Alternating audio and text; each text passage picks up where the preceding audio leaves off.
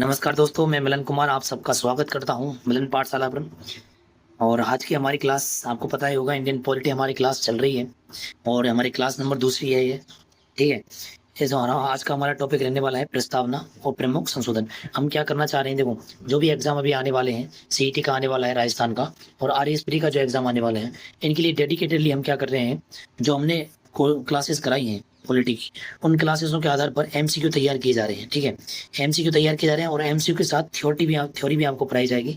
तो वो आपकी क्या है, रिवीजन हो जाएगा आपका। जितनी जल्दी क्या बोलते हैं, जल्दी रिवीजन करने में आपको मदद करेगी। ठीक है। तो बिना टाइम वेस्ट किए हमारी क्लासेस स्टार्ट करते हैं। ठीक है। दूसरे नंबर की क्लास है, इससे पहले एक क्लास हो गई है, आप जाकर के देख सकते हो उसको। तो भारतीय संविधान की प्रस्तावना, देखो प्रस्तावना है क्या। जैसे आपने कभी देखा होगा बचपन में जब हम पढ़ते थे तो हम निबंध लिखते थे हिंदी में। ठीक है। जब हम निबंध लिखते थे तो निबंध में एक चीज लिखते थे, एक पॉइंट बनाते थे। जैसे स्टार्टिंग पॉइंट बनाया प्रस्तावना का, फिर उसके बारे में कुछ लिखा, दो तीन पॉइंट और बनाया, और लास्ट में बनाते थे उपसंहार। ठीक है। तो जो प्रस्तावना होती है किसी चीज का, किसी टॉपिक का इंट्रोडक्शन होता है।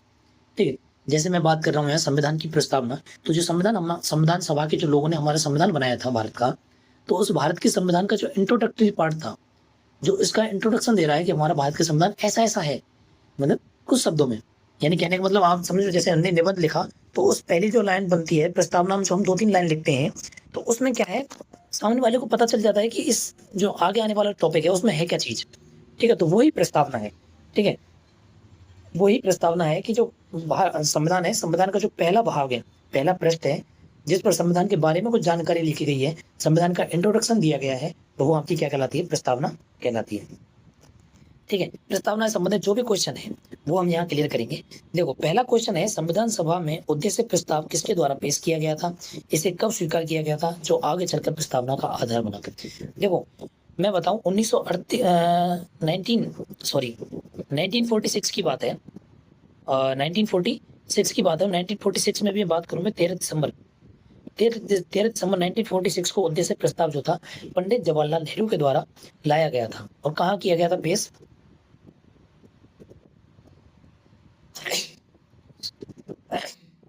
सॉरी, पेश कहाँ किया गया था, वो जो आपकी संविधान सभा की जो बैठक हो रही है, उस बैठक में पेश किया गया था।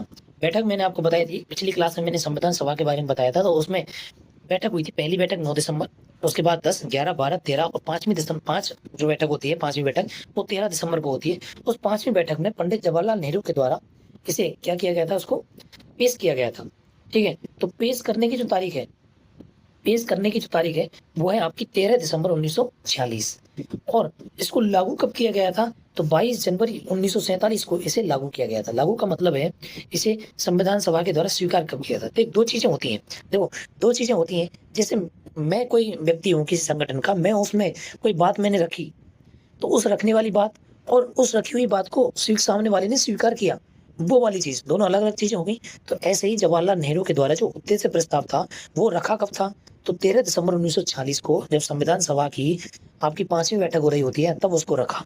लेकिन संविधान सभा ने उसे स्वीकार कब किया गया, संविधान सभा ने उसे स्वीकार किया गया था 22 जनवरी 1947 को। तो दो डेटा आपको याद रखनी है, और पंडित जवाहरलाल नेहरू याद रखना है, उद्देश्य प्रस्ताव आपको याद रखना है। और उद्देश्य प्रस्ताव ही आगे जाकर के प्रस्तावना का मूल आधार बना था। ठीक है। जो उद्देश्य प्रस्ताव में जो भी बात रखी गई थी वो संविधान जो प्रस्तावना है, प्रस्तावना में अंगीकृत कर ली गई। ठीक है। स्वीकृति मैंने बता दिया, इसको सर्वसम्मति से इसको स्वीकृति दे दी गई। तो आपको ये याद रखना है। अतिरिक्त मैंने तथ्य इसमें जोड़ा है कि प्रस्तावना का जो विचार है वो अमेरिका के संविधान से प्रेरित है, जबकि इसकी जो भाषा शैली है वो ऑस्ट्रेलिया से ली गई है। लेकिन हमें देखो प्रस्तावना का पता कैसे चला, जैसे पिछली क्लास में मैंने स्रोत पढ़ाए थे, उन स्रोतों में मैंने आपको डिटेल से बताया था कि कहाँ से कौन सी चीज ली गई है। लेकिन मैं बता रहा हूँ आपको फिर से कि प्रस्तावना जो है भारत के संविधान से अमेरिका के संविधान से ली गई थी। लेकिन अगर भाषा शैली की मैं बात करूं कि प्रस्तावना की जो भाषा शैली है, जिस भाषा में, जिस शैली में लिखी गई है प्रस्तावना, वो कहाँ से ली गई है, तो वो आपकी कहाँ से ली है, ऑस्ट्रेलिया के संविधान से ली है। तो आपको कितनी सारी चीजें एक क्वेश्चन से आपको याद हो गई है, वो आप क्वेश्चन की डेप्थ में जाकर के पता लगा सकते हो। ठीक है। लेकिन में से किस ऐतिहासिक बात है, बात का मतलब है केस, केस का मतलब जो हम कोर्ट में केस करते हैं ना, वही वाला केस है। मैं सर्वोच्च न्यायालय द्वारा न्यायालय ने ऐतिहासिक निर्णय दिया कि प्रस्तावना संविधान का अंग है और इसमें संशोधन किया जा सकता है। देखो ये सारे केस मैंने क्लास में डिटेल से आपको पढ़ाए हैं, आप क्लास में जाकर के देखोगे, इसी चैनल पर एक प्ले लिस्ट बनी हुई है। ठीक है। तो उसमें इंडियन पॉलिटी में जो भी जो बात हुई थी प्रस्तावना से रिलेटेड, वो मैंने अलग से क्लासों में करा रखी है डिटेल से, वो भी आप जाकर के देख सकते हो। तो ये कह रहा है कि प्रस्तावना का ऐसी कौन सा बात है जिसमें कहा गया है कि प्रस्तावना संविधान का अंग है या नहीं। ठीक है, तो प्रस्तावना संविधान का अंग है, ये किस संविधान संशोधन में, सॉरी, किस बाद में कहा गया, यानी किस ऐतिहासिक बाद में कहा गया, यानी किस ऐतिहासिक केस में कहा गया, तो वो था आपका कौन सा, केशवानंद भारती बनाम केरल राज्य। कौन सा था, केशवानंद भारती बनाम केरल राज्य। ठीक है, देखो बेरुवारी केस होता है 1960 में, और उसमें कहा गया कि प्रस्तावना संविधान का भाग नहीं है। ठीक है, प्रस्तावना को बोल दिया कि भाई प्रस्तावना जो है संविधान का भाग नहीं है, ये अलग से है। लेकिन केशवानंद भारती बनाम भारत राज्य हुआ था, और उसमें ये निर्णय पलट दिया गया, जो बेरुवाड़ी केस में जो दिया गया, बेरुवादी जो बाद में दिया गया था, वो निर्णय बदल दिया। और केशवानंद भारती केस में क्या कहा न्यायालय ने, कि जो प्रस्तावना है वो संविधान का अभिन्न अंग है। और इसमें कहा कि आर्टिकल 368 के तहत अगर संसद संविधान में संशोधन करना चाहती है, प्रस्तावना में संशोधन करना चाहती है, तो संशोधन करे, संशोधन कर सकती है, लेकिन संविधान का जो मूल ढांचा है वो तैयार नहीं होना चाहिए। देखो, असमंजस की बात यह है कि संविधान में मूल ढांचे की कोई व्याख्या नहीं है कि मूल ढांचा है क्या। जब भी उच्च न्यायालय को लगेगा, सर्वोच्च न्यायालय को लगेगा कि भाई मूल ढांचे की क्या है, मूल ढांचे का उल्लंघन हो रहा है, मूल ढांचा नहीं है, ठीक है, मूल ढांचा प्रभावित हो रहा है, तो वे क्या है, संसद को मना कर दी कि भाई संशोधन नहीं होना चाहिए। ठीक है, तो इनमें वाद विवाद चलता रहता है, संसद और न्यायालय में जो है वाद विवाद चलता रहता है, वो अलग बात है। लेकिन आपको अभी क्या रखना है, बेरुवारी केस और केशवानंद भारती केस। दूसरा रहेगा, तीसरा अगला क्वेश्चन है हमारा, भारतीय संविधान की प्रस्तावना में अब तक कितनी बार संशोधन किया जा सका है, और 42वें संविधान संशोधन 1976 द्वारा कौन से शब्द जोड़े गए थे। देखो, प्रस्तावना में अब तक बता रहा हूँ, टिल 2026 तक एक संशोधन हुआ है, मात्र एक संशोधन हुआ है, और वो संशोधन था आपका 42वां संविधान संशोधन 1976। कौन सा संशोधन होता है, 42वां संविधान संशोधन 1976 होता है। और वो कौन कौन से शब्द जोड़े गए थे। ठीक है, तो एक बार, पहला तो ऑप्शन में देखो, एक बार कहाँ है, एक बार, मात्र एक बार संशोधन हुआ। कौन कौन से 3 शब्द जोड़े गए थे, एक तो समाजवाद जोड़ा गया था, धर्मनिरपेक्ष जोड़ा गया था, और अखंडता जोड़ा गया था। समाजवाद, धर्मनिरपेक्ष और अखंडता, ये 3 शब्द जोड़े गए थे किसमें, प्रस्तावना में। ठीक है, समाजवाद क्या है, जो हमारा समाज का जो वो है, ठीक है, जो समाज में जो रह रहे लोग हैं और उनके भलाई का कार्य करना, वो समाजवाद का कार्य हो गया। ठीक है, पंथ निरपेक्ष क्या हो गया, पंथ निरपेक्ष यानी किसी भी देश का कोई धर्म ना होना, कोई भी निश्चित धर्म ना होना। जैसे भारत है, भारत का कोई विशेष धर्म नहीं है। ठीक है, भारत में सभी धर्म के लोग निवास करते हैं, वो आपकी पंथ निरपेक्षता होगी, इसी को धर्म निरपेक्ष भी बोला जाता है। और अखंडता, एकता अखंडता आप सब जानते हो। ठीक है, तो ये 3 चीजें जो है प्रस्तावना में ऐड की गई थी। कब की गई थी, 42वें संविधान संशोधन 1976 के द्वारा की गई थी। देखो, प्रस्तावना में केवल एक बार संशोधन हुआ, कब हुआ, 42वें संविधान संशोधन में हुआ था। ठीक है, कौन कौन से शब्द जुड़ गए, समाजवाद, जैसे आर्थिक सामाजिक समानता स्थापित करना समाज में। ठीक है, पंथ निरपेक्ष मैंने बताया, राज्य का कोई अपना धर्म नहीं होता। और अखंडता, देश की भौगोलिक और मानवीय मनोवैज्ञानिक एकता में को अक्षुण्ण रखना। ठीक है, वो आपकी अखंडता हो गई। तो आपके एक क्वेश्चन के साथ साथ कितने क्वेश्चन आपको तैयार हो गए, वो देखो। ठीक है, ये कंटेंट आपको बड़ी मेहनत से बनाया जा रहा है, आपको पसंद आ रहा है तो वीडियो को लाइक करें, शेयर करें, और इसको चैनल को सब्सक्राइब करें। ऐसी डिटेल, देखो लोगों की माइंडसेट क्या होती है, जैसे मैं स्टूडेंट था, मैं जब पढ़ता था तो मेरे दिमाग में क्या आता था कि जो ऐसे रिकॉर्ड करके डाल रहे हैं या फिर सामने टीचर नहीं आ रहा है, तो उन क्लासों में कंटेंट ही नहीं है। लेकिन धीरे धीरे जब बाद में समझ में आया, इनमें बहुत सारा कंटेंट छिपा हुआ होता है। ठीक है, इसी क्लास को देख लेना, आप जब क्लास कंप्लीट करके जाओगे ना, तो आपको पता चलेगा कितने क्वेश्चंस हमने कर लिए, और क्वेश्चनों के साथ साथ कितने अन्य क्वेश्चंस भी हमने सॉल्व कर लिए हैं। ठीक है, नेक्स्ट हमारा क्वेश्चन है, संविधान की प्रस्तावना में दी गई स्वतंत्रता के 5 प्रकार सही क्रम में क्या है। अब देखो साहब, स्वतंत्रता के प्रकार देखने हैं आपको। स्वतंत्रता 5 प्रकार की है, तो कौन कौन सी स्वतंत्रता है आपको। विचार की स्वतंत्रता है पहले नंबर पे, देखो इधर मैंने देख रखा है आपको, विचार की स्वतंत्रता, अभिव्यक्ति की स्वतंत्रता, फिर है विश्वास की स्वतंत्रता, धर्म की स्वतंत्रता, और आपको उपासना की स्वतंत्रता। ये किस आधार पर है, देखो किस आधार पर है, ये आपकी जो मौलिक अधिकार है उनके आधार पर दी गई है। जैसे सबसे पहले विचार की अभिव्यक्ति है, फिर विचार की, फिर अभिव्यक्ति की स्वतंत्रता है, विश्वास की स्वतंत्रता है, धर्म की स्वतंत्रता है, और उपासना की स्वतंत्रता। ऑप्शन ए राइट आंसर हो जाएगा। न्याय की बात करूं तो न्याय का क्रम याद रखना, सामाजिक न्याय, आर्थिक न्याय और राजनीतिक न्याय। समता की बात करूं, इक्वलिटी, समानता की, तो समानता आपकी प्रतिष्ठा और अवसर पर, प्रतिष्ठा की स्वतंत्रता और अवसर की स्वतंत्रता, ये भी आपको याद रखनी है। तो इसके साथ साथ आपको ये भी चीज आपको याद रखनी है। ऐसे क्वेश्चन, स्वतंत्रता का जैसे क्वेश्चन पूछा गया है, ऐसे न्याय का भी क्वेश्चन पूछा जा सकता है, ऐसे समानता भी क्वेश्चन पूछा जा सकता है। ठीक है, भारत के संविधान में स्वतंत्रता, समानता और बंधुता का आदर्श किस देश से लिया गया। अब मैंने आपको संविधान के स्रोत बताए थे, वहां भी एक क्वेश्चन आया था कि फ्रांस की क्रांति हुई थी और उस फ्रांस से प्रेरित होकर के ये तीनों वर्ड लिए गए थे, समता, स्वतंत्रता और बंधुता। ठीक है, तो फ्रांसीसी क्रांति से कौन सा लिया गया था? ये तीनों चीजें। रूस की क्रांति से क्या लिया गया वो देखो। प्रस्तावना में जो सामाजिक न्याय, आर्थिक न्याय और राजनीतिक न्याय का जो वर्णन हुआ है प्रस्तावना में, उस प्रस्तावना में राजनीतिक न्याय, सामाजिक न्याय, आर्थिक न्याय का जो वर्णन हुआ है वो आपकी रूस की क्रांति से लिया गया है। बंधुता का अर्थ क्या है? व्यक्ति की गरिमा और राष्ट्र की एकता, अखंडता को सुनिश्चित करने वाली जो भावना है वो बंधुता है। बंधुता का मतलब जो व्यक्ति की गरिमा और राष्ट्र की जो एकता और अखंडता है उसको सुनिश्चित करे, ऐसी भावना कौन सी भावना है? अभी बंधुता कहलाती है। नेक्स्ट क्वेश्चन है हमारा, प्रस्तावना की कानूनी प्रकृति के संदर्भ में। प्रस्तावना की कानूनी प्रकृति के संदर्भ में निम्न में से कौन सा कथन सर असत्य है? ये पॉइंट आपको पकड़ना है भाई। कौन सा पूछा गया है? असत्य पूछा गया है। कौन सा कथन गलत है? मतलब 3 कथन सही होंगे इनमें से और एक गलत कथन गलत होगा, वो गलत पकड़ना है। किसके बारे में पूछा है? प्रस्तावना की कानूनी प्रकृति के बारे में पूछा है। तो चलो साहब देखते हैं। यह है विधायिका की शक्ति का स्रोत नहीं है। देखो प्रस्तावना में कोई भी विधायिका का जिक्र नहीं है, तो ये तो ऑप्शन सही होगा। यह है कार्यपालिका की शक्ति का स्रोत नहीं है, कार्यपालिका की भी कोई शक्ति वगैरह नहीं दी गई है, तो यह भी राइट आंसर होगा। इसके प्रावधानों को न्यायालय में लागू किया जा सकता है। अब देखो न्यायालय में लागू करने का मतलब क्या कह रहा है भाई? न्यायालय में लागू करने की बात वो क्या कह रहा है कि जो कानून में जो प्रावधान किए गए हैं, इसके जो प्रावधान है कानून में लागू किया जाता है, इसको न्यायालय में लागू नहीं किया जाता। ठीक है, इसमें गलत ये क्वेश्चन, ये जो है ये कथन गलत होगा, क्योंकि इसको न्यायालय में लागू नहीं किया। न्यायालय में लागू मतलब गैर न्यायोचित है, गैर न्यायोचित है। इसमें बात करने योग्य नहीं है, इसको बात योग्य नहीं है। यह अबाध योग्य और गैर न्यायिक है। ठीक है, ये अबाध योग्य है, इस पर कोई बात नहीं होगी।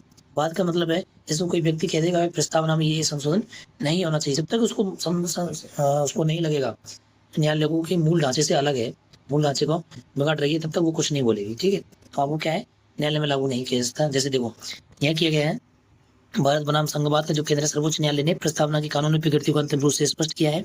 जैसे शक्ति का स्रोत नहीं है, प्रस्तावना किसी भी शक्ति का स्रोत नहीं है, लेकिन इसमें कहा गया है प्रस्तावना जो है अबाध योग्य है यदि सरकार प्रस्तावना में लिखे गए आदर्शों को लागू करने में विफल रहती है। प्रस्तावना जो भी आदर्श लागू किए गए उसको विफल रहती है तो सीधे न्यायालय में चुनौती नहीं दी जा सकती है।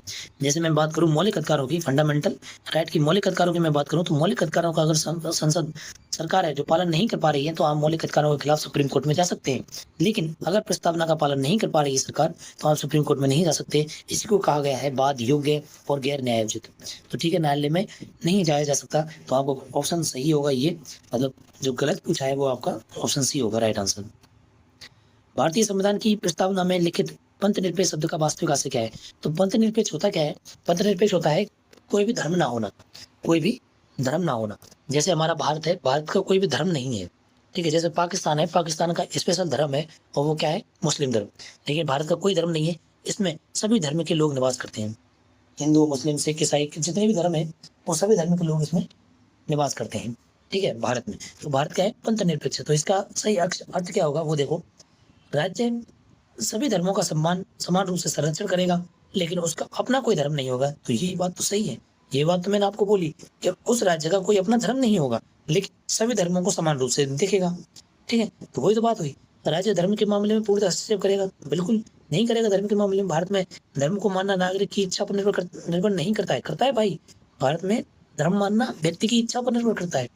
किसी विशेष धर्म को राष्ट्रीय धर्म घोषित करेगा?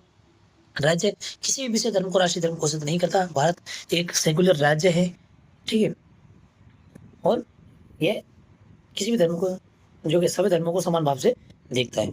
तो पंथ निरपेक्ष का अर्थ मैंने बता दिया कि भारत का कोई धर्म नहीं होगा, समानता, किसी विशेष धर्म को कोई बढ़ावा नहीं दिया जाएगा, कोई भी व्यक्ति किसी भी धर्म को अपनाने की स्वतंत्रता रहेगी। यदि भारत हमेशा से एक पंथ निरपेक्ष राष्ट्र रहा है, लेकिन इसे स्पष्ट रूप से संविधान की 42वें संविधान संशोधन द्वारा प्रस्तावना में जोड़ा गया था। तो ये पंथ निरपेक्ष जो शब्द है, मैंने आपको बताया था, पहला क्वेश्चन यही था कि पंथ निरपेक्ष जो शब्द है जो प्रस्तावना में जोड़ा गया था, कब जोड़ा गया था? 42वें संविधान संशोधन अधिनियम के तहत जोड़ा गया था। अगला क्वेश्चन है, किसी संवैधानिक विशेषज्ञ ने भारतीय संविधान की प्रस्तावना को संविधान का परिचय पत्र कहा। देखो संविधान के सभा के जो संविधान की प्रस्तावना है, प्रस्तावना के बारे में जो भी कथन है वो कथन एटलीस्ट आपको याद रखने हैं।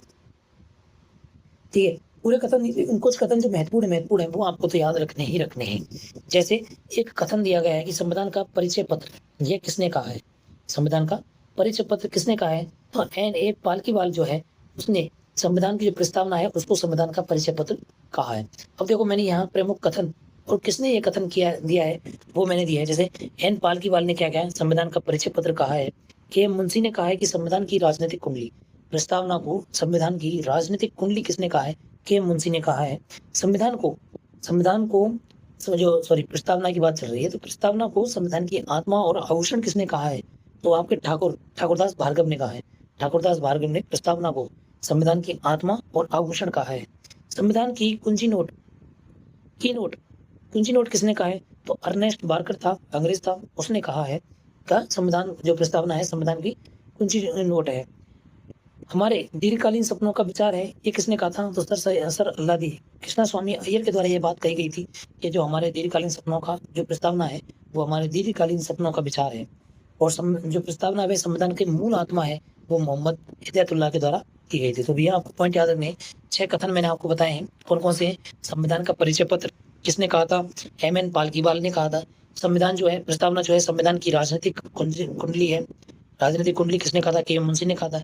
प्रस्तावना जो है संविधान की आत्मा और आभूषण है, ठाकुरदास भार्गव ने कहा। प्रस्तावना जो है संविधान की कुंजी नोट है, वो अर्नेस्ट बार्कर ने कहा। प्रस्तावना हमारे दीर्घकालीन सपनों का विचार है, यह सर अल्लादी कृष्ण स्वामी अय्यर के द्वारा कहा गया। और प्रस्तावना जो है संविधान की मूल आत्मा है, ये किसने कहा था? मोहम्मद हिदायतुल्लाह ने कहा था। तो देखो क्वेश्चन एक था लेकिन इतने सारे क्वेश्चन हमें देखने को मिल गए। तो यही खासियत है इस क्लास की। नेक्स्ट है संविधान सभा में प्रस्तावना को अंतिम रूप देते समय किस सदस्य ने प्रस्तावना की शुरुआत ईश्वर के नाम पर करने का सुझाव दिया, जिसे अंततः स्वीकार नहीं किया गया? अब देखो मैं पहले आपको व्याख्या करा देता हूँ, ठीक है। वैसे इसका राइट आंसर है H.B. कामत। देखो H.B. कामत। देखो संविधान जब प्रस्तावना लागू हो रही थी, प्रस्तावना को जब लागू किया जा रहा था, तो प्रस्तावना का जो आपने पढ़ी होगी कभी प्रस्तावना, लेकिन हम पढ़ते नहीं। जैसे हमारी पहले जो हम पढ़ते थे क्लास में, तो ये बुक आती थी, कोई भी बुक देख लो, कोई भी बुक के पिछले पृष्ठ पर लिखा हुआ होता था प्रस्तावना, जो संविधान की प्रस्तावना। तो उसमें जो संविधान की प्रस्तावना जो स्टार्टिंग होती है, तो उसमें लिखा होता है हम भारत के लोग। क्या लिखा हुआ होता है? हम भारत के लोग। तो ये जो हम भारत के लोग हैं, ये किसने कहा था? और इसकी जगह एक सजेशन दिया गया था H.B. कामत के द्वारा कि ईश्वर के नाम पर हम भारत के लोग। तो उसने बोला कि ना नॉर्मल हम भारत के लोग मत कहो, ये जोड़ो कि ईश्वर के नाम पर हम भारत के लोग। तो ऐसा कहने वाले कौन थे? H.B. कामत। अब देखो सब प्रमुख कथन। H.B. कामत ने बोला हम भारत के ईश्वर शब्द से शुरू होने की बात कही थी। किसने? H.B. कामत ने। सिवनलाल सक्सेना ने कहा था कि महात्मा गांधी का नाम भी इसमें शामिल करने का सुझाव दिया था प्रस्तावना में। हसरत मोहानी ने कहा था समाजवादी और संघवादी 2 शब्द जोड़े जाने चाहिए, और रोहिणी कुमार ने इन्हें देवी शब्द जोड़ने का सुझाव दिया था। तो मैंने एक क्वेश्चन के साथ 4 क्वेश्चन आपको कराए हैं कि H.B. कामत तो है ही ईश्वर शब्द जोड़ने वाला, लेकिन देवी शब्द जोड़ने वाला है आपका रोहिणी कुमार, और समाजवादी और संघवाद शब्द जोड़ने की जो सलाह देने वाला था वो था हसरत मोहानी, और महात्मा गांधी को इसमें डालने वाला जो था सिवनलाल सक्सेना। अब देखो सर, संविधान निर्माताओं ने प्रस्तावना को धर्मनिरपेक्ष और सभी के लिए सर्वमान्य रखने के लिए इन विशेष शब्दों को नहीं अपनाया। इसकी शुरुआत की थी हम भारत के लोग। अगर मान के चलो हम ईश्वर शब्द का प्रयोग करते हैं तो हिंदू समाज के पक्ष में चला जाता है, जिससे मुस्लिम समाज और सिख समाज, बौद्ध समाज, ये सब क्या होते हैं? आहत होते हैं, ठीक है। तो एक स्पेसिफिक धर्म ना होकर के होने के कारण हमने क्या किया? इस चीज को अवॉइड किया। अगला है, देखो आज की क्लास में हमने 2 टॉपिक स्टार्ट किए थे। एक था संविधान की प्रस्तावना और दूसरा था संविधान संशोधन, ठीक है। तो संविधान की प्रस्तावना से जितने भी क्वेश्चन बनने वाले थे और उससे रिलेटेड जो भी क्वेश्चंस व्याख्या में मैंने आपको पढ़ाए हैं, वो इससे बाहर आपको प्रस्तावना से कोई क्वेश्चन बाहर नहीं जाएगा, ठीक है। और अब पढ़ेंगे हम संविधान संशोधन में महत्वपूर्ण संविधान संशोधन हुए हैं, उन चीज़ों के बारे में पढ़ेंगे। देखो संविधान संशोधन बहुत सारे हुए हैं हमारे संविधान में, उन सभी को पढ़ना जरूरी नहीं है, लेकिन जो पढ़ना है वो मैं आपको बता रहा हूँ क्या चीज़ पढ़नी है। देखो सबसे बड़ी बात आजकल के एग्जामों में एक बात देखने को मिली है कि हमें ये पता होना चाहिए, पहली बात हमारे सिलेबस में है क्या चीज़, ठीक है। सिलेबस में है क्या चीज़, पॉइंट टू पॉइंट आपको पता होना चाहिए सिलेबस में क्या पॉइंट दिया गया है, और उसी पॉइंट को पढ़ना है। तो आजकल हमें ये नहीं सोचना कि हमें पढ़ना क्या है, हमें ये सोचना है कि हमें क्या नहीं पढ़ना है, इस पर ज़्यादा जोर देना है। हमें जो हमारे सिलेबस में नहीं है वो नहीं पढ़ना है, ठीक है। तो संविधान संशोधन हम सबसे पहले पढ़ते हैं। पहला क्वेश्चन है हमारा कि संविधान संशोधन विधेयक के संबंध में नीचे दिए गए कथनों में विचार कीजिए, और कौन कौन से कथन सही है वो देखने हैं आपको। कि संविधान संशोधन विधेयक केवल लोकसभा में प्रस्तुत किया जाता है संविधान संशोधन विधेयक केवल लोकसभा में प्रस्तुत किया जाता है, ये सही है या गलत है? तो ये कथन जो है गलत है। कैसे गलत है भाई? कैसे गलत है कि लोकसभा में जो केवल लोकसभा में जो विधेयक प्रस्तुत किया जाता है वो है आपका धन विधेयक। कौन सा विधेयक है? धन विधेयक, जिसको मनी बिल बोलते हैं।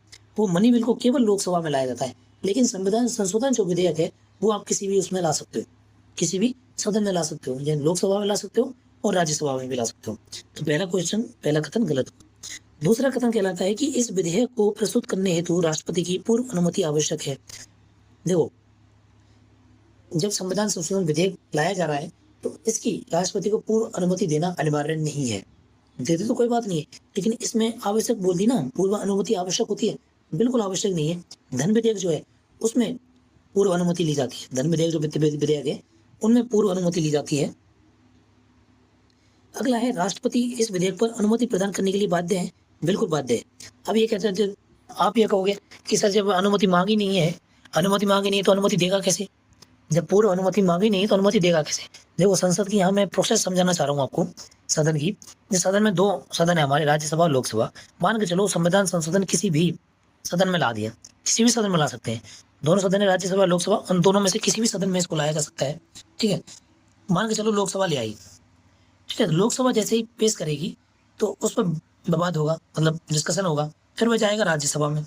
मान के चलो राज्यसभा ने इसे बहुमत से पारित कर दिया, फिर जाएगा राष्ट्रपति के पास। ठीक है, ये बाद में राष्ट्रपति के पास जाएगा अनुमति लेने के लिए।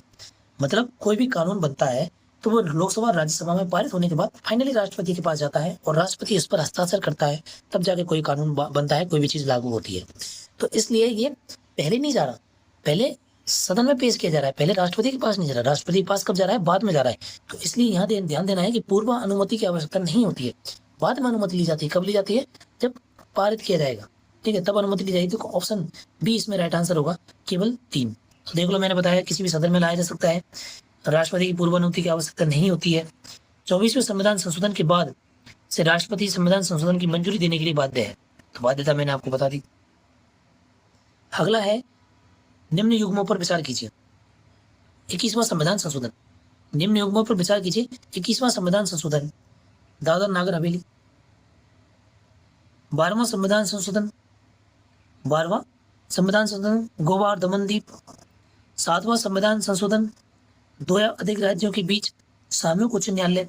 मतलब ये 3 कथन दिए गए हैं, इनमें आपको बताना है कि कौन सी चीज हमारे लिए जोड़ी गई थी। ठीक है, तो 7वां संविधान संशोधन जो होता है 2 या अधिक राज्यों के बीच, इनमें पूछा है कौन सा युग्म सही है। ठीक है, तो कौन सा युग्म सही है वो हमें देखना है। ठीक है, तो 7वां संविधान संशोधन होता है, उसमें क्या बात कही गई थी?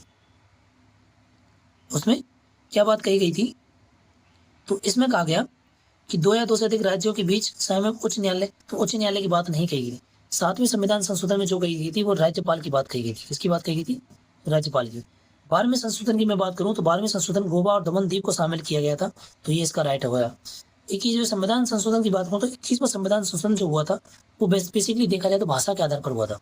भाषा के आधार पर नहीं, भाषा के लिए हुआ था। ठीक है, और इसी भाषा में जो है आपकी जो सिंधी वगैरह जो भाषा जोड़ी गई थी उसके लिए जो किया गया था सब 21वां संविधान संशोधन की। तो ऑप्शन इन तीनों में देखा जाए तो केवल और केवल बी आंसर सही है, यानी ऑप्शन जो कथन दो सही है इसमें। कौन सा? 12वां संविधान संशोधन। तो देखो 21वां संविधान संशोधन मैं बता देता हूँ आपको। ठीक है, यहाँ से इसको मिटाते हैं और आपको बता देते हैं क्या 21वां संविधान संशोधन। 21वां संविधान संशोधन कैसे है?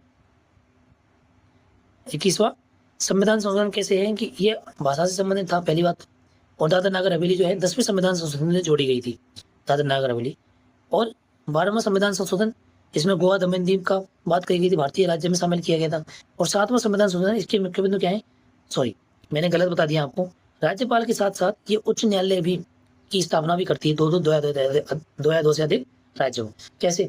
देखो, यानी मेरा मान के चलो हमारा स्टेट राजस्थान है, तो राजस्थान की जो हाई कोर्ट है, और मान के चलो इससे आगे पीछे और भी ले लो, हरियाणा ले लो, हरियाणा की हाई कोर्ट, क्या ये दोनों की हाई कोर्ट एक हो सकती है? बिल्कुल हो सकती है। यानी 2 राज्यों की हाई कोर्ट एक हो सकती है। तो इस बात का जिक्र कहाँ किया गया था? 7वें संविधान संशोधन में किया था। तो 7वें संविधान संशोधन में क्या-क्या चीज़ें कही गई थी? न्यायालय की स्थापना, राज्य प्रमुखों के पद की समाप्ति और एक व्यक्ति को 2 से अधिक राज्यों का राज्यपाल बनाना। यानी जैसे एक जो है उच्च न्यायालय जो बन रहा है वो 2 से अधिक राज्यों का बन सकता है। इसी प्रकार जो एक राज्यपाल है वो 2 से अधिक राज्यों का बन सकता है। वो भी किसमें कहा गया? 7वें संविधान संशोधन में बात कही गई। तो इसमें ऑप्शन बी सही होगा, यानी 2 कथन इसमें सही है। कौन सा? दूसरा और तीसरा। ठीक है, सॉरी, हाँ, दूसरा तीसरा सही है। 21वें संविधान संशोधन में तो आपका क्या है? भाषा से संबंधित है। ठीक है, वो चीज़ आपको याद रखनी है। दोस्तों आपको कुछ समझ में नहीं आ रहा हो तो आप कमेंट बॉक्स में बता देना, मैं अगली क्लास में उस क्वेश्चन को सॉल्व करने की कोशिश करूंगा। ठीक है, आपको ये प्रयास पसंद आ रहा हो तो वीडियो को लाइक करें, चैनल को सब्सक्राइब करें और ज़्यादा से ज़्यादा शेयर करें ताकि आपके दोस्तों को भी इस चीज़ का लाभ हो सके। देखो इसमें दिया गया है सूची 1 को सूची 2 से मिलाओ। अब सूची 1 में क्या कहा गया है? संविधान संशोधन दिए गए हैं और सूची 2 में उसकी क्या की गई है, उसके बारे में बताया गया है कि कौन सी बात सही है। ठीक है, तो देखो 26वां संविधान संशोधन, इसमें कौन सी बात कही गई है? 26वें संविधान संशोधन में जो है आपकी प्रिवी पर्स की बात कही गई है। इसकी बात कही गई है, प्रिवी पर्स की बात कही गई है। देखो इसके समझाने के बजाय मैं एक बार इधर समझा देता हूँ आपको, तब आपको क्लियर हो जाएगा, तब जाके आप ऑप्शन लगाना। जैसे देखो 10वां संविधान संशोधन होता है 1961 में, जिसमें दादर नागर हवेली का विलय कर लिया जाता है भारत संघ में।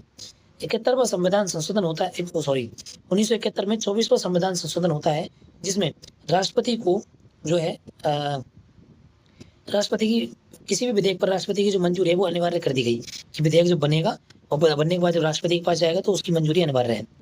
और 26वें संविधान संशोधन वो भी 1971 को होता है, जिसमें प्रिवी पर्स की बात कही गई। प्रांतीय शासकों में प्रिवी पर्स की बात कही गई। प्रिवी पर्स क्या था? प्रांतीय शासकों में, यानी जो जो प्रांतीय राज्य थे, प्रांतों में जो भी शासक पद चलता रहा था, जो वंशानुगत पद चलते आ रहे थे, उनको क्या था, ये निर्धारित किया गया था कि आपको एक निश्चित राशि पेंशन के तौर पर दी जाएगी। उसको ही प्रिवी पर्स कहा गया। जब भारत आजाद हुआ था तो भाई जो राजा थे, राजा भारत में विलय करना चाहेंगे। एक बार बताओ, जो राजा अपने राज्य को चला रहा है, उसको सब राजस्व वगैरह आ रहा है राजा के पास, तो वो भारत में विलय करना चाहेगा? जो उसका पद हट जाएगा भाई, विलय कर लेगा तो उनको क्या है, सरकार ने एक सुझाव दिया कि भाई तुम्हारे एक फिक्स इनकम दे दी जाएगी, इतनी पेंशन तुम्हें दे दी जाएगी, वार्षिक पेंशन दे दी जाएगी। उसी के हिसाब से उसको भी वार्षिक पेंशन को क्या कहा गया? प्रीवी पर्स कहा गया था।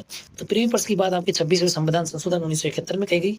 और 61वें संविधान संशोधन 1989 में आपकी जो मतदाता की आयु थी, जो मतदाता की जो आयु थी, जब हम मतदान देते हैं, वोट देते हैं, उसकी आयु 21 से घटाकर 18 वर्ष कर दी गई। तो ये 3 चीजें आपको याद रखनी है। तो आप बता सकते हो 26वां संविधान संशोधन किससे संबंधित है? प्रीवी पर्स से। 10वां संविधान संशोधन किससे संबंधित है? दादर नागर हवेली से। ठीक है, और 24वां संविधान संशोधन किससे संबंधित है? आपकी राष्ट्रपति की बाध्यता से। और 61वां संविधान संशोधन मतदान की आयु से। अब मिलाओ साहब, ए का हो जाएगा आपका चौथा, ए का चौथा हो जाएगा ऑप्शन बी और सी। ठीक है, बी का हो जाएगा आपका कौन सा? दादर नागर हवेली, यानी बी का 3, यानी option C will be right answer. ठीक है,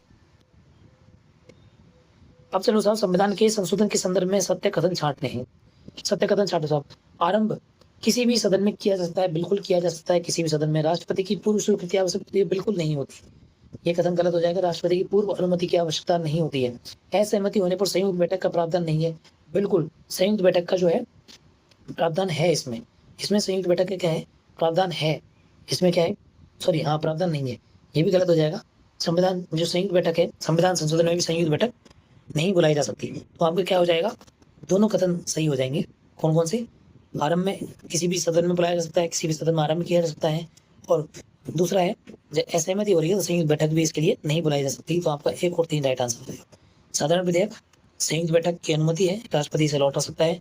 लेकिन संशोधन विधेयक राष्ट्रपति को प्रावधान नहीं, बैठक का प्रावधान, संयुक्त बैठक, दोनों अलग अलग विशेष बहुमत से पारित होंगे, पूर्व अनुमति की आवश्यकता नहीं होती है। अगला है हमारा 103वां संविधान संशोधन द्वारा कौन से खंड जोड़े गए? ठीक है, 103वें संविधान संशोधन के द्वारा कौन कौन से खंड जोड़े गए वो आप देख लो। तो आपके कौन कौन से खंड जोड़े गए थे? आपका जोड़ा गया था कौन सा? 15 का क्लॉज 6 का सब क्लॉज ए, आर्टिकल 15 का क्लॉज 6 का सब क्लॉज बी, और आर्टिकल 16 का क्लॉज 6, ये जोड़े गए। ठीक है, अब क्या क्या चीजें देखो। आर्टिकल 103वां संविधान संशोधन जो होता है ईडब्ल्यूएस प्रणाली पर, ईडब्ल्यूएस का जो आर्ट होता है इकोनॉमिक बैकवर्ड शेड्यूल।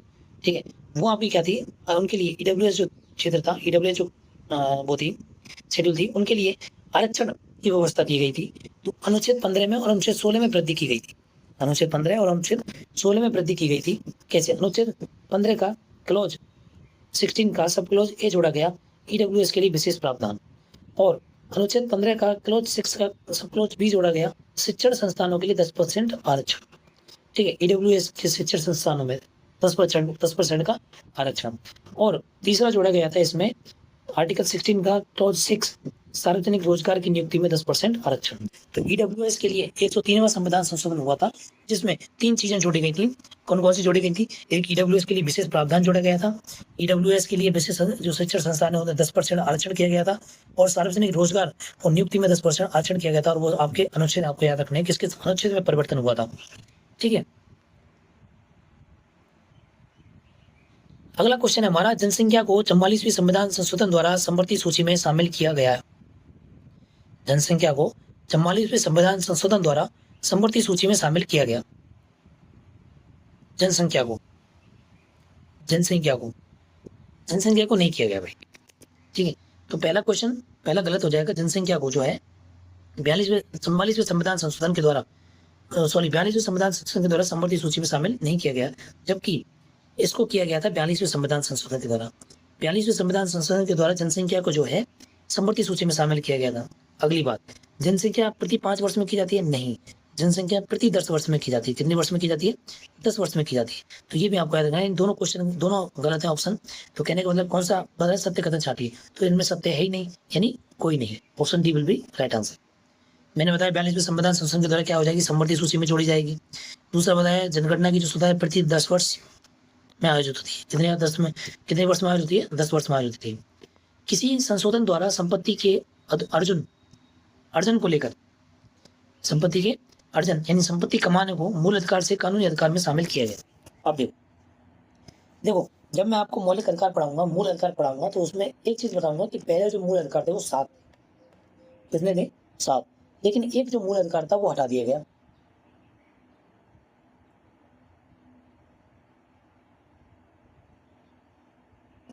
एक जो मूल अधिकार था वो आपका हटा दिया गया, और उसको संपत्ति का अधिकार, उसको एक संपत्ति का अधिकार, एक कानूनी अधिकार बना दिया। ठीक है, तो वो मूल अधिकार था आपका संपत्ति का अधिकार, संपत्ति के अर्जन का अधिकार। ठीक है, तो संपत्ति का जो अधिकार था उसको मूल अधिकार से हटाकर कानूनी अधिकार बना दिया गया। तो ये पूछ रहा है कि संविधान संशोधन के तहत ये काम किया गया। तो भाई संविधान संशोधन था आपका 44वां। Option C will be right answer. और ऑप्शन सी में कहा गया है 44वें संविधान संशोधन 1978 में जो मूल स्थिति थी इसकी, ठीक है, आर्टिकल उसमें मूल स्थिति थी इसकी संपत्ति का अधिकार, उसको हटा करके कानूनी अधिकार बना दिया, आर्टिकल 300A में डाल दिया गया। ठीक है, तो उस समय सरकार थी मोरारजी देसाई की। एक्स्ट्रा पॉइंट भी आप याद रख सकते हो कि 1978 में जब ये संशोधन हुआ था, जिस संपत्ति के अधिकार को समाप्त किया गया था, तो आपकी सरकार कौन सी थी? मोरारजी देसाई की सरकार थी। ठीक है, संपत्ति के अर्जन को जो मूल अधिकार से कानूनी अधिकार में बदल दिया गया।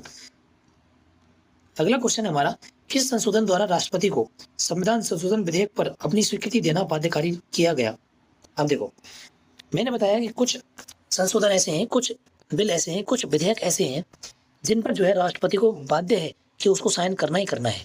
ठीक है, और उस बाध्यकारी जो बात आई थी वो किस संविधान संशोधन के द्वारा जोड़ी गई थी कि भाई बाध्यकारी है, इस पर साइन करना ही करना है। तो वो आपका संविधान संशोधन हो जाएगा कौन सा? 24वां। देखो पिछले में भी पढ़ के आए थे हम, 24वें संविधान संशोधन को। ठीक है, राष्ट्रपति जो है वो बाध्यकारी, जो राष्ट्रपति की जो बाध्यता है वो किस संविधान संशोधन के द्वारा जोड़ी गई थी? 24वें संविधान संशोधन के द्वारा जोड़ी गई थी। इसमें कहा गया कि संविधान संशोधन पर राष्ट्रपति की वीटो शक्तियों को लेकर अस्पष्टता जो थी उसको क्लियर किया गया था कि अनुच्छेद 368 में संशोधन कर स्पष्ट किया गया कि राष्ट्रपति इन विधेयकों पर अनुमति देगा, वीटो शक्ति पूर्णतः समाप्त कर दी जाएगी। कौन कौन से विशेष जो है विशेष संशोधन जो है, ठीक है, संशोधन के द्वारा। चलो जी, नेक्स्ट क्वेश्चन हमारा रहने वाला है, कौन सा संशोधन लघु संविधान के नाम से जाना जाता है? यानी कौन सा संविधान संशोधन ऐसा है जिसको मिनी कॉन्स्टिट्यूशन लघु संविधान कहा जाता है? तो वो आपका 42वां संविधान संशोधन हो जाएगा। कौन सा? 42वां। देखो 42वें संविधान संशोधन बहुत सारी चीजें जो है हमारे भारत के संविधान में जोड़ी गई थी, इसलिए 42वां संविधान संशोधन जो है उसको भारत का लघु संविधान कहा जाता है। ठीक है, तो ऑप्शन बी राइट आंसर होगा। और 42वां संविधान संशोधन मैंने आपको बता ही दिया कि इसे लघु संविधान कहा जाता है क्योंकि इसने संविधान के अधिकांश हिस्सों में ऐतिहासिक बदलाव किया था। 7वां संविधान संशोधन जैसे हो छोटी मोटी लिस्ट मैंने बताई है जो महत्वपूर्ण है आपके लिए। 7वां हो गया, 7वें में जैसे राज्यों का पुनर्गठन और राज प्रमुख का जो पद है वो समाप्त कर दिया गया। 44वें में क्या हुआ आपका 42वें में कई बदलाव ऐसे थे जिनमें क्या थे उनको पलट दिया गया, उनमें बदल दिया गया, संपत्ति का जो अधिकार था उसे हटा दिया गया। 73वां संविधान संशोधन जो था उसमें पंचायती राज को लागू कर दिया था। तो ये तीनों चारों पॉइंट आपको याद रखने हैं। अगला है किस संशोधन के द्वारा अनुच्छेद 31C समाहित किया गया था। तो किस संशोधन के द्वारा 31C समाहित किया गया था। देखो 31 आपका आ जाता है किसमें आ जाता है 31 जो आर्टिकल है आपका वो आएगा इसमें मौलिक अधिकारों में, ठीक है, मौलिक अधिकारों में आएगा। और ये संशोधन जो हुआ था वो 25वां संविधान संशोधन होता है। कौन से संशोधन के तहत जोड़ा गया था? 25वां संविधान संशोधन के जोड़ा गया था। इसमें कहा गया कि जो समाजवादी नीतियां हैं वो नीति निर्देशक तत्वों को मौलिक अधिकारों पर प्राथमिकता देना है। जो समाजवादी नीतियां हैं वो मौलिक अधिकारों के लिए प्राथमिकता देंगी, ठीक है, जिससे मौलिक अधिकारों का उल्लंघन ना हो। जैसे अनुच्छेद 39B 39C को लागू करने वाले कानूनों को इस आधार पर शून्य घोषित नहीं किया जाएगा कि वे अनुच्छेद 14, 19 और 31 का उल्लंघन करें। यानी 31 में यह कहा गया कि सामाजिक नीतियां समाजवादी जो नीतियां बनाएंगे वो आपके मौलिक अधिकारों की प्राथमिकता देते हुए बनाएंगे। तो आपके लिए ये कब जोड़ा गया था आर्टिकल 31C, वो आपके 25वां संविधान संशोधन के द्वारा जोड़ा गया था। अगला है निम्न में से कौन सा संविधान संशोधन अधिनियम 8वीं अनुसूचियों के लिए हुआ था। तो मैंने आपको बताया था कि 8वीं अनुसूची के लिए जो हुआ था वो आपका कौन सा हुआ था, क्या पूछा है इसमें? हाँ, 8वीं अनुसूची कोकड़ी, मणिपुरी और नेपाली के लिए हुआ था। कोकड़ी, मणिपुरी और नेपाली के लिए 71वां हुआ था, ठीक है। और देखो भाषाएं जब भारत का जब संविधान बना था तो मूल संविधान में हमारी भाषा कितनी थी? 14। वर्तमान में भाषा कितनी है? 22। कितनी है? 22। तो 14 से 22 जितनी भी भाषाएं बढ़ी, कितनी भाषा बढ़ी? 6 और 2 8, 8 भाषाएं बढ़ी। तो 8 भाषाओं के लिए अलग अलग संविधान संशोधन किए गए। जैसे पहली भाषा जोड़ी गई थी 21वें संविधान संशोधन के द्वारा सिंधी। फिर 71वां संविधान संशोधन हुआ 1992 में और 3 भाषाएं जोड़ी गई। नमक, इसकी ट्रिक है नमक। नमक से आप याद रखते हैं नमक मतलब नेपाली, मा मतलब मणिपुरी और का मतलब कोकड़ी। नेपाली, मणिपुरी और कोंकणी। और आपकी 92वां संविधान संशोधन 2003 के द्वारा 4 भाषाएं जोड़ी गई। बोडोमैश के नाम से आप याद रख सकते हो बोडोमैश की बोडो, डोगरी, मैथिली और संताली, ठीक है। बोडोमैश के नाम से आप याद रख सकते हो कि बोडो, डोगरी, मैथिली और संताली, ये 4 भाषाएं 92वें संविधान संशोधन 2003 के द्वारा जोड़ी गई थी। तो भाषाओं के बारे में जो भी क्वेश्चन बनना था वो मैंने आपको यहाँ बता दिया कि मूल संविधान में भाषा 14 थी, वर्तमान में भाषा 22 है, 8 भाषाएं बढ़ी। 8 भाषाओं में पहली भाषा सिंधी भाषा जोड़ी गई। 21वें संविधान संशोधन 1967 के द्वारा सिंधी भाषा जोड़ी गई थी। फिर उसके बाद 3 भाषाएं जोड़ी गई थी। 71वां संविधान संशोधन 1992 के द्वारा 1992 के द्वारा 71वां संविधान संशोधन 1992 के द्वारा 3 भाषाएं जोड़ी गई थी। वो कौन सी थी आपकी? नेपाली, मणिपुरी, कोंकणी, नमक। और 92 में संविधान संशोधन 2003 के द्वारा 4 भाषाएं जोड़ी गई थी। बोडो, डोगरी, मैथिली और संताली, ठीक है। अगला है 11वीं अनुसूची को किस संशोधन अधिनियम के द्वारा जोड़ा गया था। अब 11वीं अनुसूची में क्या था? जो पंचायती राज व्यवस्था का जो वो किया गया था, पंचायती राज व्यवस्था जो लाई गई थी वो आपकी किससे लाई गई थी? किस अधिनियम से लाई गई थी? तो 73वें और 74वें अधिनियम से लाई गई थी। उनके लिए अनुसूची जोड़ी गई थी। जैसे जो पंचायती राज जोड़ी गई थी 11वीं अनुसूची में जोड़ी गई थी। पंचायती राज 11वीं अनुसूची में जोड़ी गई थी। और किस अधिनियम के द्वारा जोड़ी गई थी? 73वां संविधान संशोधन अधिनियम के द्वारा जोड़ी गई थी। 73वां संविधान संशोधन अधिनियम के द्वारा यह जोड़ी गई थी। अगर मैं बात करूं 12वीं अनुसूची की, किसकी बात करूं? 12वीं अनुसूची की मैं बात करूं तो 12वीं अनुसूची जो जोड़ी गई थी आपकी 74वें संविधान संशोधन के द्वारा जोड़ी गई थी। और 12वीं अनुसूची में जो कहा गया था वो नगर पालिका कहा गया था, ठीक है, नगर पालिका। और इसमें कहा गया था पंचायत समिति, पंचायती राज, ठीक है। अब देखो साहब, मैंने देखो आपको थोड़ा अंतर करके बताया है, इससे समझ में आ जाएगा। जैसे 73वां संविधान संशोधन जो है उसमें पंचायती राज जोड़ा गया था, भाग जोड़ा गया था 9 और अनुसूची जोड़ी गई थी 11वीं और विषय थे 29 विषय थे। तो याद रखना 11वीं अनुसूची में विषय कितने थे? 29। बहुत बार क्वेश्चन पूछा गया है इससे, 11वीं अनुसूची में विषय कितने थे? 29 विषय थे और ये पंचायती राज के थे। पूछा जाएगा शहरी स्थानीय निकाय जो था जिनको नगर पालिका कहा गया उनको 74वें संविधान संशोधन से जोड़ा गया था। भाग जोड़ा गया था 9A और अनुसूची थी 12वीं अनुसूची, और इसमें 18 विषय रखे गए थे। तो आपको ये याद रखना है, दोनों संशोधन याद रखने। एक हुआ था, एक में 11वीं अनुसूची जोड़ी गई थी, एक में 12वीं अनुसूची जोड़ी गई थी। एक में भाग 9 जोड़ा गया था, एक में भाग 9A जोड़ा गया था, ठीक है। और एक पंचायती राज थी, यानी जो ग्राम स्तर पर थी, और एक थी आपकी शहर के स्तर पर जो नगर पालिका कहलाती है, ठीक है। दोनों के लिए बदलाव किया गया था, उनके विषय भी आपको याद रखने हैं, ठीक है। 91वां संविधान संशोधन जैसे इसमें दिया गया है 91वां, उससे क्या होता, 91वें संविधान संशोधन में मंत्रियों की जो संख्या थी वो सीमित कर दी गई। मंत्रियों की जो संख्या थी 15% तक सीमित कर दी गई, ठीक है। और 86वें संविधान संशोधन मैंने आपको बताया था, 11वां जो मौलिक कर्तव्य जोड़ा गया था, वो 86वें संविधान संशोधन के द्वारा जोड़ा गया था। तो मैं उम्मीद कर सकता हूँ कि ऑप्शन में जो चारों संविधान संशोधन जो है, 4 संविधान संशोधन दिए गए हैं, उनके बारे में आपको समझ में आ गया होगा, ठीक है। नहीं आया है तो आप कमेंट में बताएं, मैं आपको अगली क्लास में इसी क्वेश्चन को फिर से समझाने की कोशिश करूंगा, ठीक है, दूसरे तरीके से, ठीक है। क्योंकि यार एक तरीके से समझाने से बंदे को समझ में नहीं आ रहा, तो तरीका चेंज करना चाहिए। अगला है आर्थिक रूप से कमजोर वर्ग, ईडब्ल्यूएस जो था, उसके लिए शैक्षणिक संस्थानों का आरक्षण का प्रावधान किस संशोधन के द्वारा किया गया, तो 103वें संविधान संशोधन के द्वारा किया गया था। ये मैं आपको पहले पढ़ा चुका हूँ। 103वां संविधान संशोधन, 3 आर्टिकल इसमें जोड़े गए थे। एक जोड़ा गया था 15 का क्लॉज 6 का सब क्लॉज ए, एक जोड़ा गया था आर्टिकल 15 का क्लॉज 6 का सब क्लॉज बी, और एक जोड़ा गया था आर्टिकल 16 का क्लॉज 6, ये जोड़े गए थे, ठीक है, 103वां संविधान संशोधन के द्वारा, ठीक है। अब देखो साहब, 101 से 104 तक मैं आपको संविधान संशोधन यही बता देता हूँ, जिनमें कुछ इंपॉर्टेंट है। जैसे 101 में जीएसटी लाई गई थी, ठीक है, जीएसटी आई थी तो आपने सबने न्यूज़पेपर में पढ़ा होगा। 101 में संविधान संशोधन के द्वारा जीएसटी लागू हुई थी। 102 से राष्ट्रीय पिछड़ा वर्ग आयोग, नेशनल क्या है इसकी, राष्ट्रीय पिछड़ा वर्ग आयोग, फुल फॉर्म भूल रहा हूँ यार, नेशनल कास्ट बेडवा कास्ट था इसका कुछ, संवैधानिक दर्जा दे दिया गया। 102वें संविधान संशोधन की अगर मैं बात करूं तो इसमें राष्ट्रीय पिछड़ा वर्ग आयोग एनसीबीसी को संवैधानिक दर्जा दे दिया गया। 103 में मैंने ईडब्ल्यूएस का बता ही दिया। 104 में संविधान संशोधन से जो था, देखो जो SC/ST का कोटा था वो 10 वर्ष के लिए बढ़ा दिया गया, और एंग्लो इंडियन जो मनोनीत होते थे वो समाप्त कर दिए। अब एंग्लो इंडियन किसमें, लोकसभा में आपको पता है 2 एंग्लो इंडियन को क्या किया जाता है, 2 एंग्लो इंडियन को मनोनीत किया जाता है। तो 2 एंग्लो इंडियन जो मनोनीत होने थे वो बंद कर दिए, मतलब लोकसभा से हटा दिया, वो मनोनीत नहीं हुआ करेंगे। तो वो किस अधिनियम के द्वारा हटाया गया, किस संविधान संशोधन के अधिनियम के द्वारा हटाया गया था, 104वें संविधान संशोधन अधिनियम के द्वारा इसे हटाया गया था। अगला है अखंडता, पंथ निरपेक्षता और समाजवादी शब्दों को प्रस्तावना में किस संशोधन के द्वारा जोड़ा गया था। तो मैंने प्रस्तावना पढ़ाई थी, तब भी मैंने ये चीज बताई थी कि आपके 42वें संविधान संशोधन के द्वारा, 42वें संविधान संशोधन अधिनियम के द्वारा इसे तीनों शब्दों को जोड़ा गया था। तीनों शब्दों के आपको अर्थ भी मैंने आपको बताए थे। निम्न कथनों पर विचार कीजिए, चलो साहब विचार करते हैं। 42वां संविधान संशोधन ने संविधान के मूल ढांचे का उल्लंघन किया।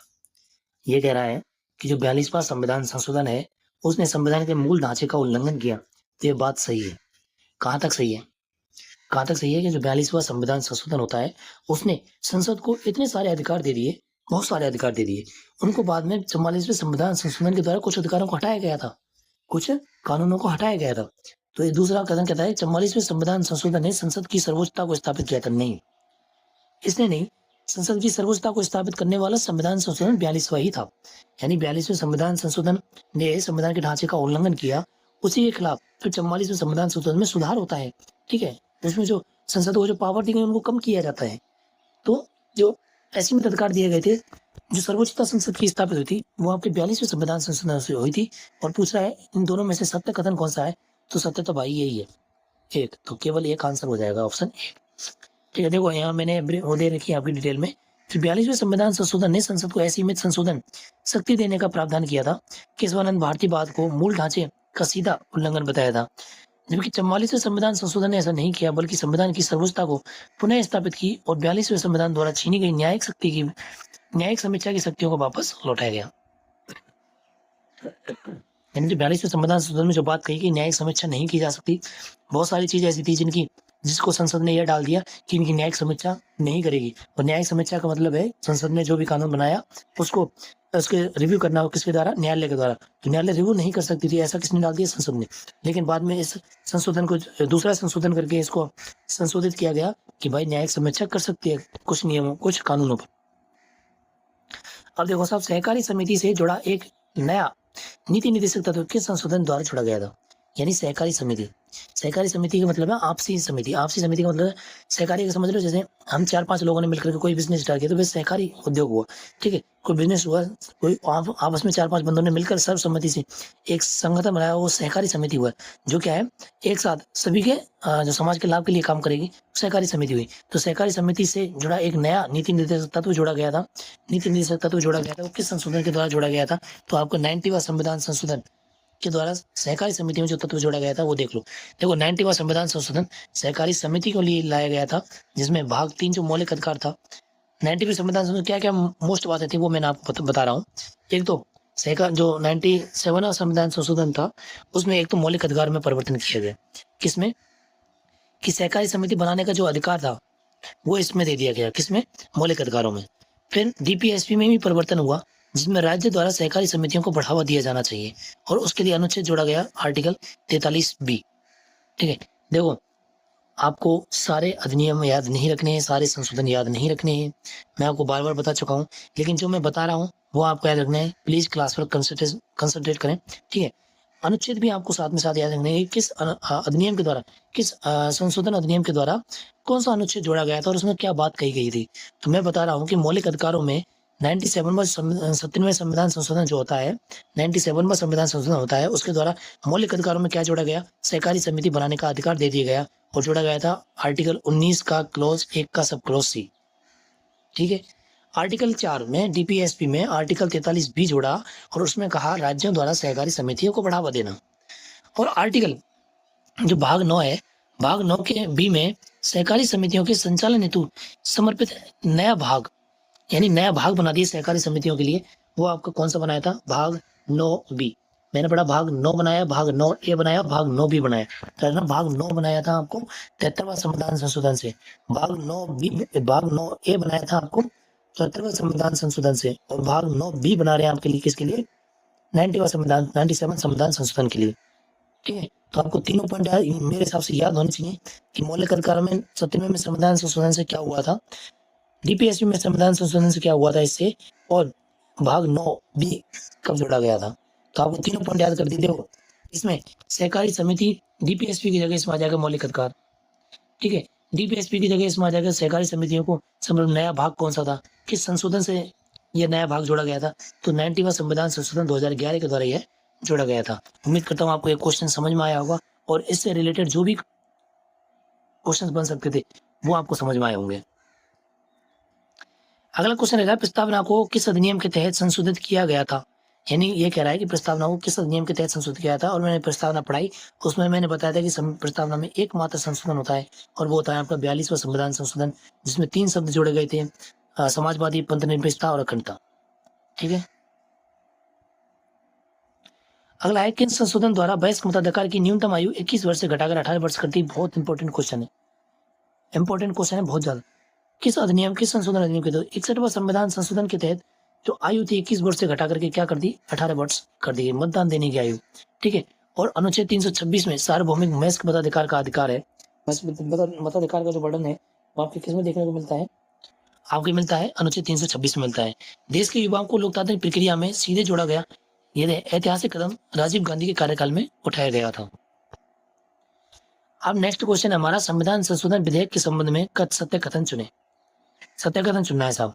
पहला कथन है गैर सरकारी सदस्य राष्ट्रपति की पूर्व अनुमति, अनुमति नहीं है, पूर्व अनुमति के बिना भी इसे पेश कर सकते हैं। यानी ये कहना चाह रहा है कि गैर सरकारी सदस्य राष्ट्रपति की पूर्व अनुमति के बिना भी इसे पेश कर सकते हैं। कौन सा, किसकी बात कर रहा है ये नहीं दे रखा ना, इसमें स्पष्ट कथन नहीं दे रखा कि गैर सरकारी सदस्य जो है राष्ट्रपति की पूर्व अनुमति के बिना, राष्ट्रपति की पूर्व अनुमति के बिना इसे पेश कर सकते हैं। किसे पेश करने की बात कर रहा है? हाँ, संविधान संशोधन की बात कर रहा है ना।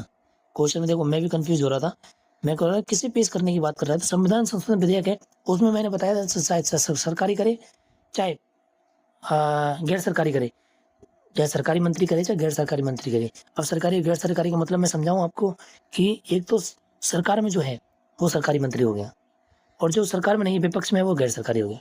ठीक है, मोटा मोटी ये है। तो आपको क्या है, ये याद रखना है कि सरकार जो संविधान संशोधन विधेयक है उसमें इस राष्ट्रपति की अनुमति की जरूरत ही नहीं है, पूर्व अनुमति की।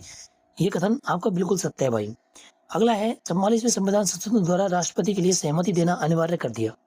यानी 44वें संविधान संशोधन के द्वारा राष्ट्रपति को सहमति देना अनिवार्य कर दिया, ये गलत है। क्यों? क्योंकि संविधान की जो बाध्यता रखी गई थी, सहमति देने की जो बात कही गई थी, वो आपके 24वें संविधान संशोधन के द्वारा की गई थी। किसके द्वारा? 24वें संविधान संशोधन के द्वारा की गई थी, ना कि 44वें। तो ये आपका गलत हो जाएगा, केवल एक आंसर सही होगा। ठीक है, तो आपको मैं बताऊं संविधान संशोधन विधेयक जो है किसी भी मंत्री द्वारा, गैस मंत्री या सरकार द्वारा लिया जा सकता है, पेश किया जा सकता है। इसके लिए राष्ट्रपति की पूर्व अनुमति की आवश्यकता नहीं होती है। दूसरा कथन है राष्ट्रपति को विधेयक पर सहमति देने के लिए बाध्य करने के लिए 44वां नहीं बनाया गया था। कौन सा बनाया गया था? 24वां अधिनियम बनाया गया था। अगला है हमारा मूल संरचना सिद्धांत। मूल संरचना सिद्धांत का सबसे सटीक वर्णन क्या है? अब देखो, मैंने आपको पहले बताया था जब प्रस्तावना पढ़ाई थी, तो उसमें मैंने बताया था कि मूल ढांचा की जो बात कही गई है, बेसिक स्ट्रक्चर की जो बात कही गई है, वो स्पष्ट रूप से नहीं है हमारे संविधान में। लेकिन विद्वानों का क्या मानना है भाई, वो देखो कि मूल पाठ में इसका स्पष्ट उल्लेख है। मूल पाठ में इसका स्पष्ट उल्लेख है नहीं, ये इसकी कोई परिभाषा नहीं है। मूल संरचना का मतलब होना चाहिए कि हमारा संविधान में जो है, सर्वोच्च न्यायालय है और संसद है, वो एक दूसरे की शक्तियों को सीमित करना चाहिए उनको। ठीक है, ये मेन मतलब होगा इसका। तो कहाँ मिलेगा कि संसद को किसी विभाग में संशोधन करने की अनुमति नहीं देता है भाई। अगर ऐसा ही होता किसी विभाग में अनुमति करने की, तो मूल ढांचा समाप्त होना है, तो मूल ढांचे का अंत होना है। ये कह रहा है इसके विकास सर्वोच्च न्यायालय द्वारा संसद की शक्ति को सीमित करने के लिए किया गया। ये बात हो सकती है, ये बात हो सकती है। अगला केवल मौलिक अधिकार, ये भी गलत है। तो बात होगी यही, option C will be right answer होगा। क्यों? देखो, मूल संरचना का हमारे संविधान में कोई बर्डन नहीं है। बर्डन का मतलब है इसकी कोई फिक्स परिभाषा नहीं देखी कि मूल संविधान संरचना होगी क्या। लेकिन इन ऑप्शनों की मैं बात करूं तो इन ऑप्शनों में सबसे सटीक बर्डन जो है वो मिलता है ऑप्शन सी। यानी संसद कोई भी कानून ऐसा बनाए कि संसद ऐसा कानून बनाए कि संसद अपनी शक्तियों को बढ़ा दे। ठीक है, अपनी शक्तियों को ऐसा कर दे कि भाई मौलिक अधिकारों का उल्लंघन हो रहा है और कुछ उल्लंघन हो रहा है। ठीक है, तो ऐसा करने पर सर्वोच्च न्यायालय जो है उसकी शक्तियों को सीमित कर सके। सर्वोच्च न्यायालय उसकी शक्तियों को क्या कर सके? सीमित कर सके। उसके लिए विशेष कर मूल संरचना शब्द का, मूल संरचना सिद्धांत का शब्द आया था। तो option C will be right answer होगा। ठीक है, तो यहाँ तक हमने आपकी जो मोटे मोटे क्वेश्चंस थे और उनसे रिलेटेड जो भी मैंने एक्सप्लेनेशन बताया, उससे जितने भी क्वेश्चन बनने वाले हैं उनसे बाहर आपके RS प्री में भी कोई क्वेश्चन बाहर नहीं जाएगा। ठीक है, और आपको एक क्लास पसंद आ रही हो तो इसको लाइक करें, चैनल को सब्सक्राइब करें और इसको शेयर करना ना भूलें। क्योंकि आप पढ़ रहे हो तो आपके दोस्त, आपका भी फर्ज बनता है कि आपका दोस्त भी पढ़े। ठीक है, और आपको कोई भी क्वारी चाहिए तो आप कमेंट बॉक्स में बता सकते हो। डिस्क्रिप्शन में इसका अपने चैनल का लिंक दिया गया है, वहाँ से आप PDF डाउनलोड कर सकते हो और इसको पढ़ सकते हो। बहुत अल्टीमेट नॉलेज इसमें क्लासों में दी गई है। आज के लिए यहीं समाप्त करते हैं। बड़ों का सम्मान करें, छोटों को प्यार दें, अपना व्यक्तित्व इस प्रकार से विकसित करें कि पुरुष और महिलाएं आपके साथ सुरक्षित महसूस करें। धन्यवाद।